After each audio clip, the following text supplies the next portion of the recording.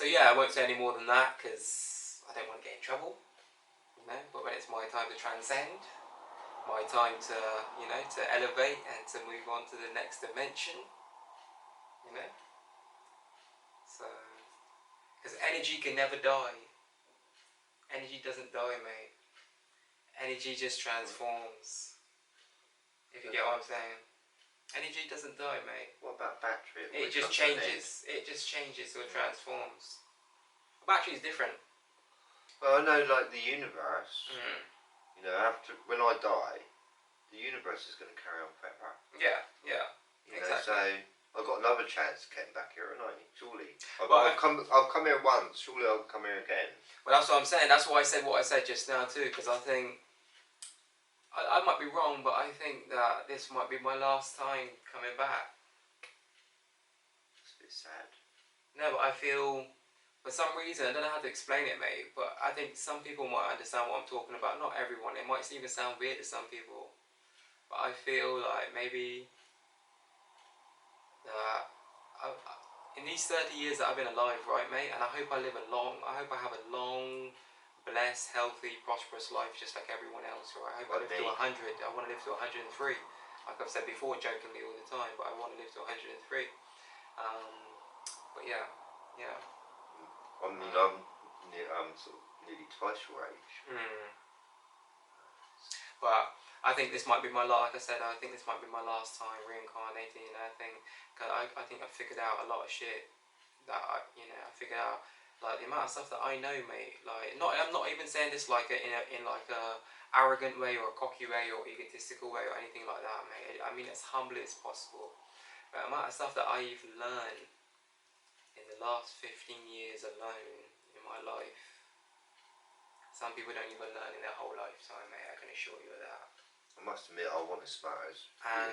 And I'm not saying that like I said again. I'm not saying that to be any like arrogant. Like, I mean, as humbly as I could possibly say it. You know, honestly.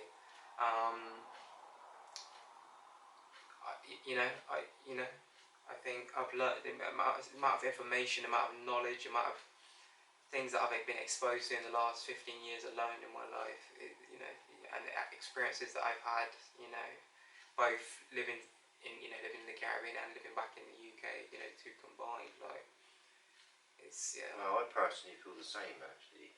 In the last 15 years, for some reason, or maybe 18 years, actually, I've had so much information, like, especially because I've had the internet, and I quite like the internet. Like I said, I mean, I wasn't very good at reading, to be honest with you. I could read a little bit, do you know what I mean? But I struggled. Yeah. And I couldn't spell very good. Okay, when I first went on the computer 20 years ago, maybe a bit longer, 25 years ago. And it's kind of like, it comes up with a red line. It teaches me. Yeah. Every time I'm writing on it, But, like I say, I've been sort of like posting quite a lot on Facebook for the last 8 years. And I've got a big following, now, I love writing. I share other people's quotes. And I write my own, and by doing that, I feel like I'm learning, all kinds of things with the English language. Yeah. And I just feel like I've gained so much information from what I'm doing, because I research, and then I post it, research again, find an interest in something, and post it. People like learning something new, so I've got, I think I've got nearly 5k friends and nearly 2,000 followers, so it's quite a lot of people, isn't it? If you think about it, that. Yeah. Some of those people don't exist anymore, but it's people love what I do. Yeah. And I learn from what I'm doing. That's why I enjoy doing it. Really, I feel like I'm learning about philosophy, and that's what's, like you say, in the last 15 years, with the help of the internet. I've had all this information come into my, being. And I don't think, without the help of the internet, I don't think I'd be half as smart as I am today, if you see what I mean. I still think I wouldn't understand life as much as I do today. feel. Mm. That's the truth. You know, I feel like this might happen to a lot of people actually. They've learned a lot in the last 15, 18 years since the internet's come in. Mm. It's opened up many doors for a lot of people. I mean, some people don't touch it. Some people don't like the internet at all. Yeah. It's not for them, or they think it's too modern. They're scared of it, or so on. Yeah. But I love it. I think, wow, it's like a universe in my own home. Library, and I can research anything I want to, or just anything, and research it and understand it quickly with the help of the internet. Yeah. Yeah. And it's just sort of like pushed me up a few levels than I would have been if you sort of mean if the internet wasn't invented, or the computer. I mean, I know a lot about software, and I'm still learning a little bit, but I feel like I'm happy with what I do know. Yeah.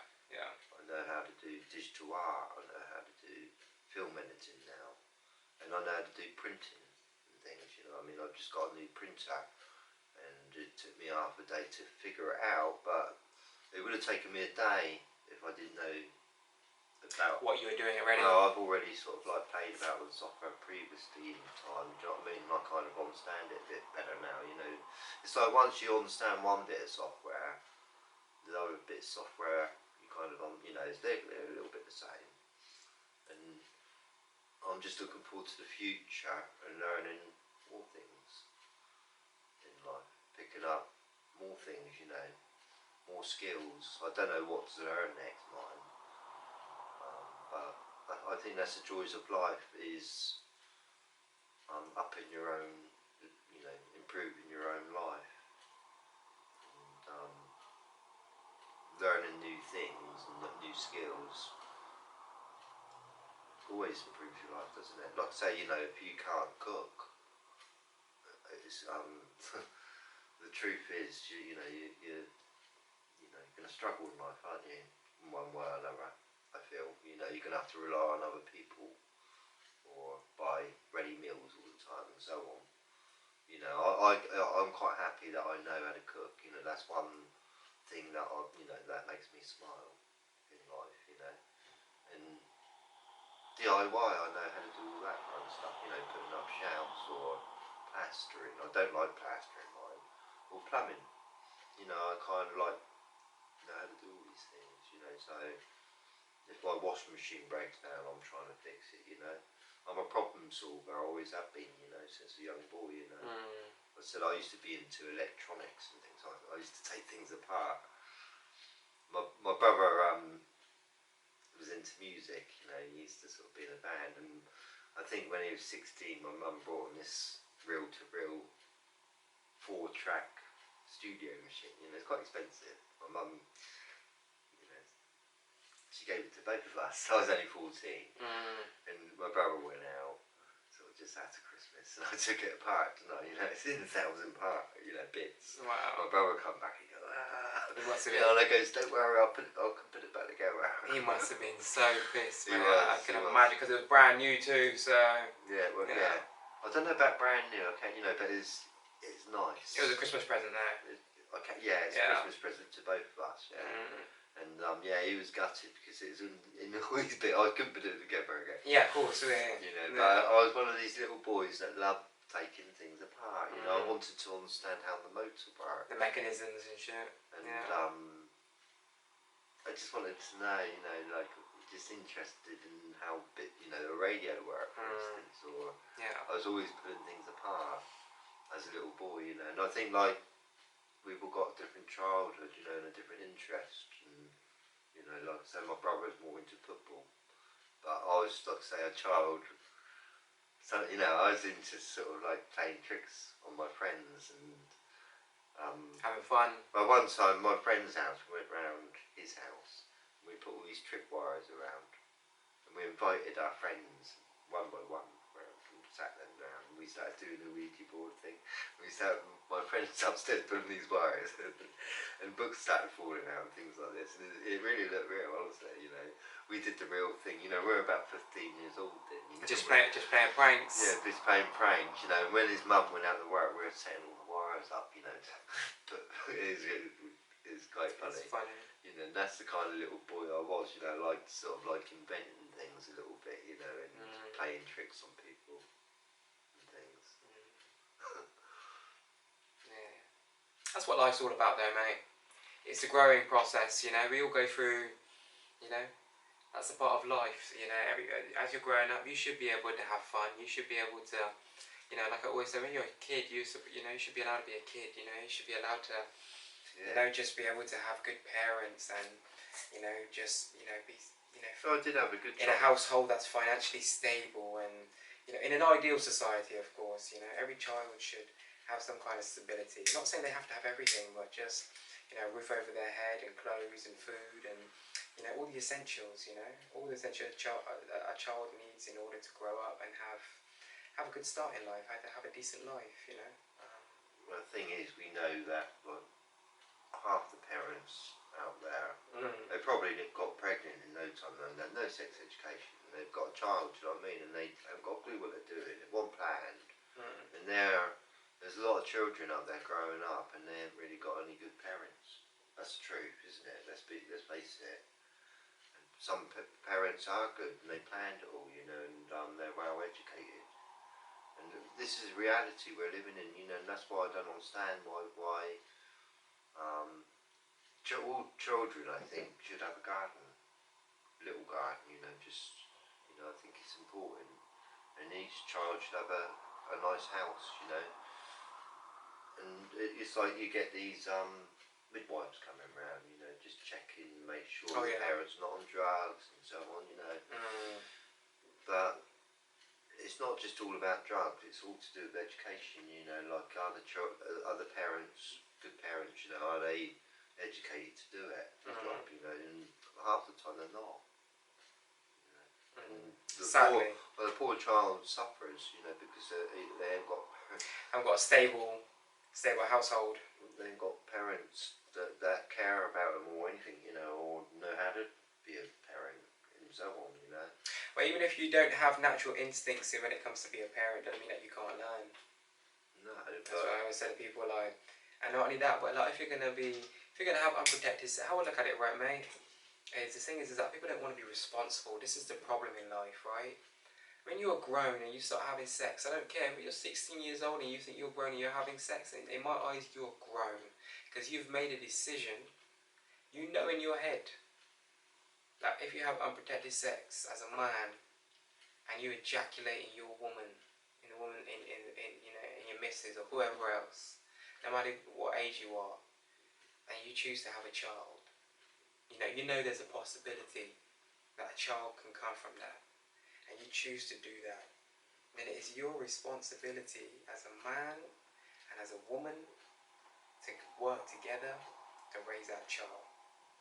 That child didn't ask to be born. Yeah? You chose to have passion or fun, even if it didn't happen the first time, even if it took a few attempts. So, you know, it happened, you know, and it's up to you guys to raise that child then, you know, you've got to be responsible. This is a problem in society today. A lot of people are lacking responsibility. A lot of people are so self-indulged. All they think about is themselves all the time. You know, how it's going to affect them, how it's going to affect their lives, and etc. You know, so if you think you're grown up and responsible enough and adult enough to have unprotected sex and have a child, then do what's need to be done. Whatever the repercussions of that is, then just handle your shit. You know, I mean, that child doesn't ask to be born. You know, so you know. It's kind of a bit like a disease in a kind of way. Yeah. Like, even my parents, I'd say, I mean, I know I might repeat myself, there's no philosophy at all, you know, and even my nan, when she left school, she wasn't a very good mother, really. She was, you know, she did care in many ways, she fed her children and all that, you know, but she didn't educate them, and sex, education, all this kind of stuff. I mean, my mum didn't have a clue when she had me, she didn't have a clue. Then I'm going to school and there's no philosophy at school again, whatever. you know, and after, you know, even myself, when I left school, I did, you know, I got a girl pregnant in no time, in a kind of way, you know, and it's like a lot of people, half the people out here do not know what they're doing, even I didn't, if you see what I mean. There's no philosophy at school, and it really, you know, it really sort of like, and this is why sometimes, I can't understand it. and I think too, though, where it's lacking sometimes in the household, sometimes as well. Not only sometimes is a father figure lacking in the household, sometimes as well, but especially as a father, like if you're present in your children's life and you've got young teenage sons and daughters, and they're, you know, slowly growing up into adulthood and whatever else, you've got to be having honest conversations with them about these things as they get older, like. You know, I mean, you're luckier, right, for some reason, because somehow you got educated. Well, I educated myself. Yeah, exactly. I don't know how, right, but you were lucky. You saved yourself, right. Somehow you woke up early. Yeah. And you started teaching yourself, and you educate yourself. But that's why it's so important to give kids this information. Kind of, it's like even I was having a conversation the other day with, I won't even say who it is, but I was having a conversation with someone who's very important to me the other day, and this person was telling me growing up, like their parents never had any of these type of conversations with her, with her and her siblings, because of it was just like a taboo thing. It's not something that was spoken about in their culture or within their household, if you get what I'm saying. It's something that wasn't discussed. But I even said I completely understand that, because it's an awkward conversation to have, especially with your children. It's very, but at the same time, as they're getting older, you've got to be educating them. Like if there's no one around, if school's not giving them this education and there's no one else around them to give this type of education to them, you have to be having these conversations with them, because obviously not only can you have a child potentially, you know what I mean, but obviously there are people out there, there are diseases and things like that out there as well too, if you see what I mean. People forget about these things sometimes too as well. It's not only to do with children, it's also to do with just being safe and being sensible, and being, if you are of a certain age and you choose to indulge in what you do as a grown adult person as you get older, of course no parent wants to think about that, of course. What parent wants to think about their child, getting older, and you don't, but it's natural, it's a part of life, it's normal. As much as you don't want to think about it, it is normal and it's natural, and that's how life works, so you've got to have these honest conversations with them and just say, listen, just be safe, and just have, everything always has to be consensual, it's got to be safe, it's got to be mutual, you both have to be, etc. Education, mate. You always talk about education. It really is. Because I mean, you're quite a smart, sensible person. But unfortunately, it's not everyone's like that. They're not smart, sensible, and they lack knowledge. Lots of people do. Even I did when I was your age. That way. And you are quite, for your age, like you say, you're quite wise, I think. I can't imagine sort of like when you're 42 how smart you're going to be, because every year I just know, because now I've reached this intelligence that I've got today, whatever it is.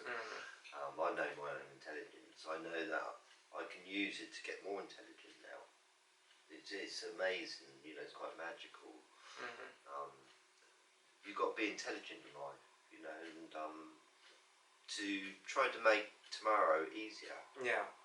So you can put your feet up more and smile about it, I think, And you've got to work hard for that, you've got to work every day. I mean, if you want a nice garden, a really beautiful one, you won't be able to do it all in one day. It's going to take you quite a long time to get it beautiful, do you know what I mean? It's going to take you 10 years. Yeah.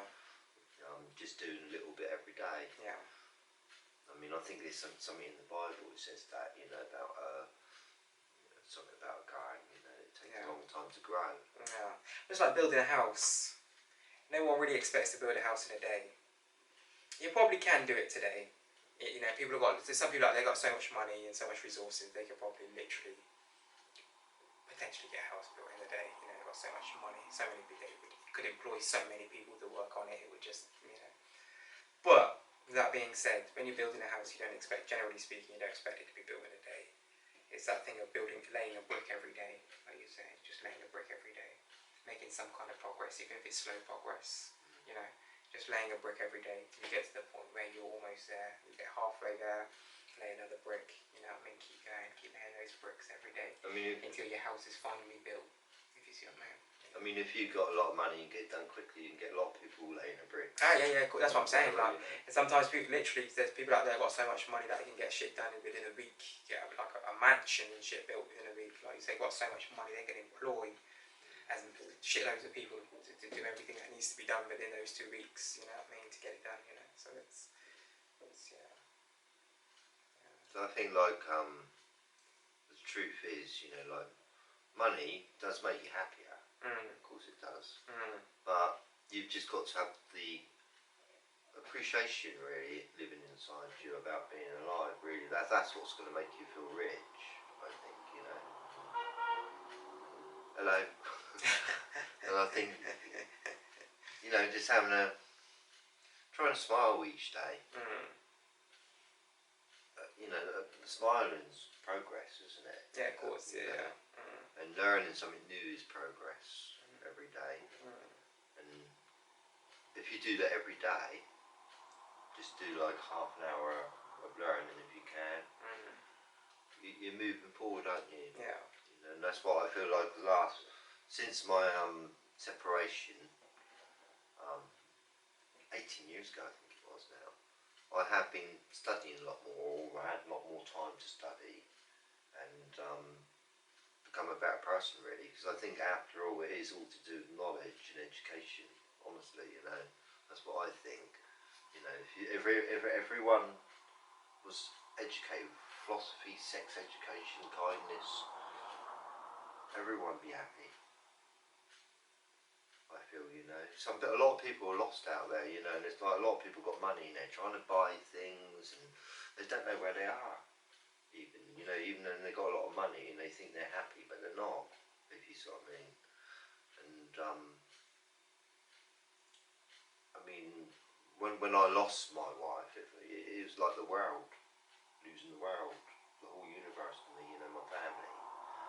And it was like dying in a kind of way. It's like stepping into death itself, losing everything I loved and worked with for a number of years.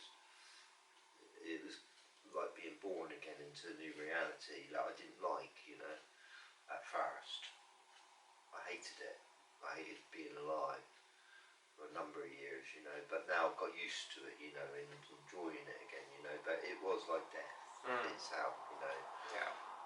You know, because when you die, you do lose everything, you know, and it was just, you know, all I could sort of, a year after it happened, all I could look at it is all a memory. Just one memory, all of it, you know, and that's what it all turns into, like yesterday, gone, you know, so, you know, I just want to move into the future now, and enjoy the rest of my future. Yeah. That's what's important to me. That's all that's important, is that I'm going to enjoy tomorrow. I don't care, you know, like, you know, I've had bad days in the past, we all have, you know, but I just want to move forward and enjoy every day. Yeah. You know, and appreciate every day. That's it. Yeah. And I don't think, the truth is, I don't think a lot of people can do it, or they don't do it. They don't enjoy being alive. Well, I think what happens is sometimes people get so preoccupied. Yeah. People get so preoccupied with everything they've got going on and all their priorities and responsibilities and it is tough. and obligations. Sometimes they get so caught up in the moment and so caught up in the pressures and the stresses of life that they forget. If you get what I mean. And then every now and again they have to remind themselves, oh, well, I need to start enjoying life a bit more. If you see what I mean. You know, I need to start, you know, having a bit more fun, you know, or just relaxing a bit more, working a little bit less, you know, seeing my family a little bit more, or spending time with people that I love and want to spend time with, and do things I love, my passions, my hobbies, my goals, that's right. You know, things that make you happy. Well, you know, because life's not all about work. You know, you have to work, of course. Hard work is important. Everyone should work hard in whatever it is that they do. but life's not always just about working hard. Life's also about, you know, just, you know, just enjoying your life as well at the same time, doing what makes you happy. And if you've got a job that does make you happy, that's even better, because then you're going to be happy at work and then happy outside of work. Double happy. Double happy, mate. Double happy, yeah. Happy squared. Yeah. But the truth is, it's not easy getting older. Yeah, true. Yeah, it's hard. It's hard getting older. That's the truth. The truth is, you know, like when I was married for 13 years to a very beautiful woman, okay, but she was deaf. You know, she had 5% hearing in one ear and completely deaf in one ear. You know, it was hard work for me those 13 years. When I come to think, when I look back, I think, goodness me, you know, what I had to put up with. Do you see what I mean? You know, because taking on somebody that can't see is hard work, if you see what I mean. So taking on somebody that, you know, but I didn't really think about it at the time, you know, and all those little things when I was married was making me a little bit unhappy, if you see what I mean, being with somebody that was a bit deaf. And other things, you know, whatever, because you've got to put up with that person. And she's got to put up with you too. And it's just, yeah, you just got to put up with each other and try to battle to be happy together, you know. But you know, I'm glad that it's all behind me now, and I haven't got anyone to be responsible for. You see, Yeah. You know? And it's just a bit more of a blessing in my life, if you see what I mean. I can sort of focus on my own needs rather than have a wife to look after and feed and da. And yeah, it's just a different reality I'm living now, and more enjoyable, I suppose. You know, I can do the things I want all the time. I haven't got to give up and give up my time for someone else, basically. Yeah. So I think we're all sort of battling out there, you know, in one way or another, in our different realities. Of course, yeah. Some people have got more children than you have. Yeah, of course, yeah, of course, yeah.